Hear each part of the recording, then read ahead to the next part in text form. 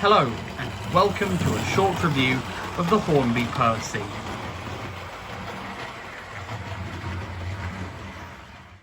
So the first thing I'd like to do is say thank you. Thank you for 200 subscribers. I'm very late in saying this, albeit, but I'd like to thank you. I'm very sorry that I haven't had much time to record in the past month or so that's why I've been pretty inactive. But I would like to take some time to say thank you. I am very grateful that I'm pretty well into triple digits now in terms of my subscriber count. Thank you. Thank each and every one of you.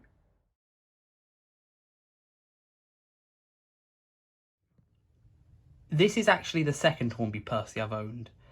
The other one I had in about 2010 and sold him in about 2015, I think.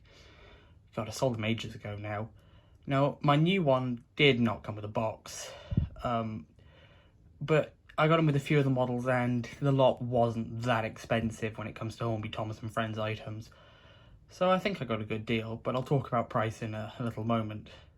He has some detailing on his buffer beam and you can even put in brake hoses, but these have long since disappeared from my model.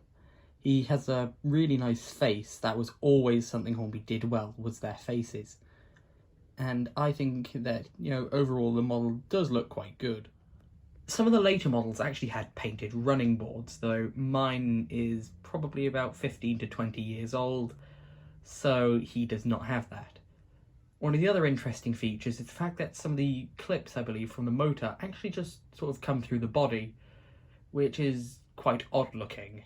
His dome has some nice painting on it, and he has a nice sort of brass whistle. However, behind it, there is a whistle painted on the cab. I really don't know why they did that. It's quite strange looking, really.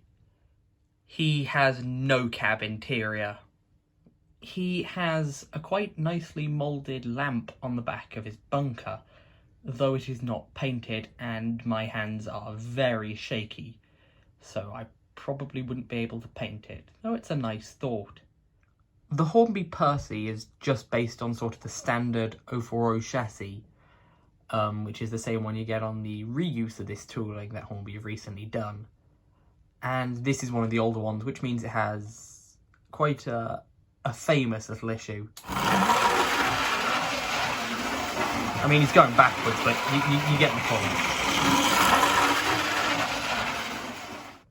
So I've got the Bachmann one in the background as a little comparison, and I'm going to hesitantly say I like the Hornby one more.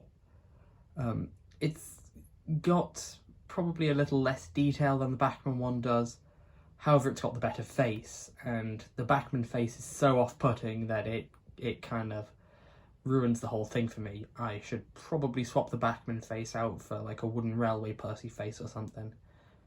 Now, the Hornby Percy is one of the few Thomas models that can still be had for less than £50.